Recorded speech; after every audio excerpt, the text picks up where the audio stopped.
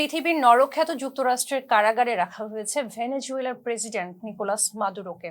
এর আগে মার্কিন সামরিক বাহিনী ভেনেজুয়েলার রাজধানী কারাকাস থেকে মাদুরো ও তার স্ত্রীকে আটক করে, যা দক্ষিণ আমেরিকার সাম্প্রতিক দশকের বিরল ঘটনা।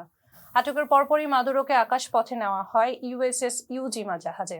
সেখান থেকে গুয়ান্তানামো এরপর নিউ ইয়র্ক। সেখানে পৌঁছে হাতকড়া পরা অবস্থায় দুই মাদক বিরোধী এজেন্টের পাহারায় হাঁটতে দেখা যায় তাকে।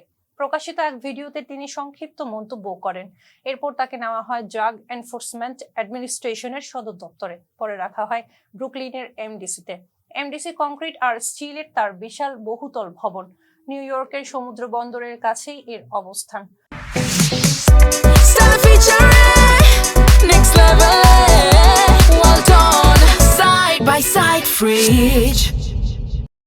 90-এর দশকে কারাগার সংকট মোকাবিলায় এটি চালু করা হয়।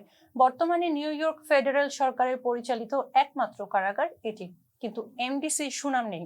আইনজীবীরা একে বলেন অমানবিক। কিছু বিচারক এখানে বন্দী পাঠাতেই চান না।